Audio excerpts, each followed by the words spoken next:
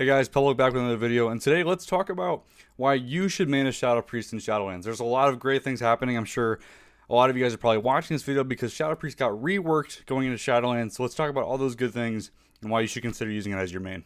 Okay, so first things first, Shadow Priest got reworked. So if you've ever kind of played a dot class before, you've played Shadow Priest in the past, it'll play pretty similarly to that, like the core fundamentals of the spec are the same. They've kind of just mashed different versions of Shadow Priest together, so it's not quite like the Void form that we have in Legion or BFA. It's actually significantly different, and it's kind of more of akin to what we had in like Warlords of Draenor time. So effectively, it's a builder spender spec with dots, and that's kind of the TLDR there. Insanity is your main resource, and your kind of most of the rotation is revolving around building Insanity with some of your spells, and then spending it on other spells, mainly Devouring Plague. So Devouring Plague is our big dot, which basically does a lot of damage. So we have a total of 3. So Shadow Word Pain, Vampiric Touch, Devouring Plague. Now, Devouring Plague is effectively your kind of single target nuke dot. You can kind of maintain it on 2 targets, past that not really. So it's really just that main spender of Insanity. You can also talent into an AoE spender of Insanity with Searing Nightmare, which we'll get into a little bit. But effectively, you're that kind of traditional builder spender. Throw some dots on top of it. So if you kind of like elements of Balanced Druid, Affliction Warlock, that kind of stuff, it is still a dot class at its core.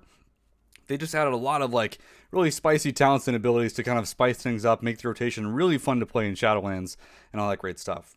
So let's kind of go into, the highlights of the spec, what makes it really fun to play with, and some of the really fun passes and things like that. All right, let's get started. Okay, so first things first, let's go over how Shadow Priest does damage. Yes, you're building and spending Insanity, but you also have pretty decent damage cooldowns. So we actually have 3 damage DPS cooldowns as a Shadow Priest. We have Void Form, Power Infusion, and Shadow Fiend.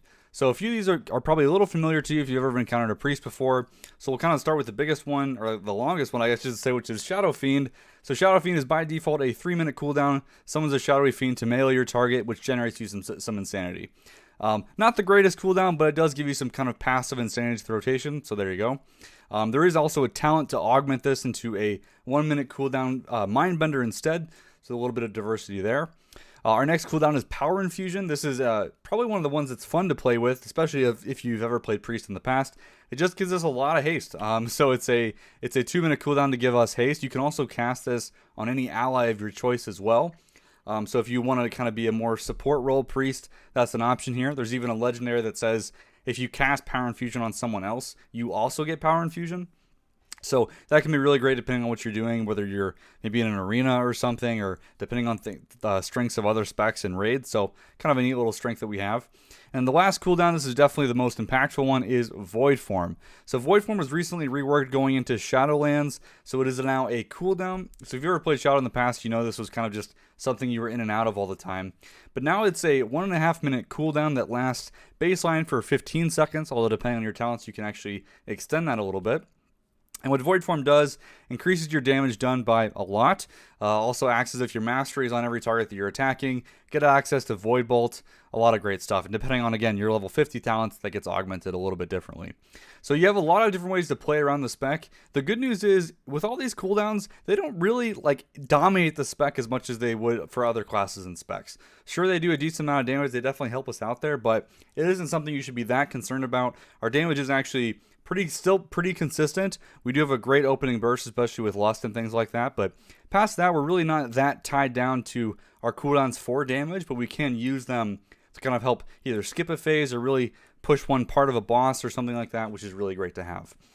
So again, one of the highlights I think of the spec is just in general, the kit just makes a lot of sense, and it's really versatile for a lot of different types of content, even PvP as well. I think a lot of the PvPers are having a lot of fun, especially Shadow and Arena these days.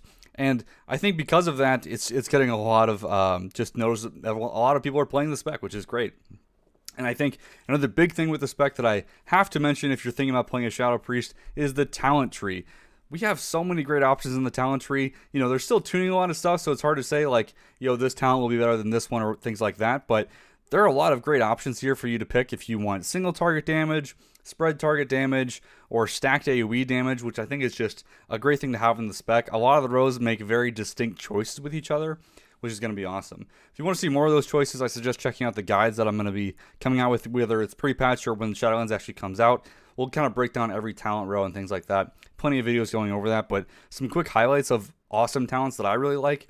Surrender to Madness, as it's kind of harking back to the old Legion style, where you actually go insane for a period of time and you basically choose a target to say like, hey, this target I'm going to try to destroy in 25 seconds, and if it dies, great, you still get to live. Otherwise, you die instead. So it's kind of a little bit of a neat talent to play around, which I think is really awesome. I think other fun talents to keep in mind, we have Death and Madness. So this is kind of bringing back that old execute style of play. That's something you like, which is really fun in dungeons. You're just casting Shadow or Deaths and all these mobs getting these awesome resets, which just feels really fun to play around. And last but definitely not least is one of my personal favorites going into Shadowlands is Hungering Void. So this is actually a Void Form extension talent. So if you play around this and get a really nice build, you can actually extend Void Form by, upwards of 30 seconds or even longer to make Void Form much bigger than just a 15-second cooldown, which I think is really, really interesting. So a lot of great fun talents. Let's move on to some other fun stuff. Okay, so what else does Shadow Priest have that we want to talk about? So, namely, for all of you that like playing Mythic Plus, we have some pretty good AoE going into Shadowlands. All of our AoE is uncapped, besides a single legendary, which it's not that great anyway, but maybe they buff it. But for the most part, our AoE is uncapped, meaning that, regardless of how you're pulling a dungeon, all of your abilities will hit every target. For the most part, it is kind of soft capped at the game level of 20. So we don't have to worry about that. Even if you're taking a talent like Searing Nightmare, which does great AoE damage, you still get that nice uncapped AoE, which is going to be pretty nice going to Shadowlands with a lot of melee, even some ranged abilities being capped to only hit a certain amount of targets, or uncapped, which makes that a pretty good benefit there. Other things, kind of to mention, our self-healing on the Shadow Priest class is amazing. So Devouring Plague, that main spender of Insanity, heals us for about half of the amount of damage done. And then Vampiric Touch also gives us passive healing as well on every target that it's hitting. So honestly, guys, between the talent diversity, the uncapped AoE, some interesting utility options, like we're the only thing in the game to give a stamina buff to all party members with Power Word Fortitude. There are a lot of great things that we bring to the group, a lot of great strengths that we have. So now for sure, there are some weaknesses to the spec. No spec is without those. I think that the biggest one, honestly, for me personally, is like a utility thing. So, Shadow Priest doesn't necessarily have the most utility in the world. We do have some pretty interesting things, like we can drop aggro with Fade. We can use Mind Soothe to kind of help walk past mobs, kind of like a mini Shroud type mechanic. But we don't have things like, we don't have an AoE stun. We don't have, a Lust or a Battle Res, things like that, which might be good for you depending on the stuff you're doing inside of Mythic Plus areas. But other than that, I mean, that's kind of the biggest weakness for us right now, is the utility that we bring it's not always the most beneficial, but with things like Mass Dispel and the stamina buff, we definitely make up for it in those cases. The other big thing to mention that we don't have is a good amount of baseline movement.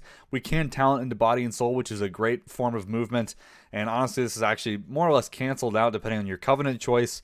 Several of the Covenant abilities give us a pretty big benefit to movement, so you can kind of counteract a lot of that stuff. So honestly, the spec, in my opinion, doesn't have a whole lot of downsides. It plays amazingly. The rework in Shadowlands has done a great thing to the spec. I personally think it's a lot of fun to play with.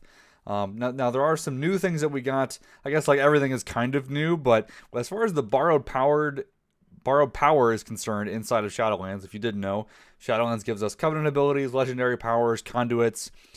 For the most part, they're not the greatest thing in the world, but honestly, it doesn't really matter to me personally, because the baseline spec is so good that, for the conduits or some of this borrowed power to be kind of meh, that's okay. Like, the base spec itself is pretty decent. I think thematically some of the Covenant abilities are kind of interesting.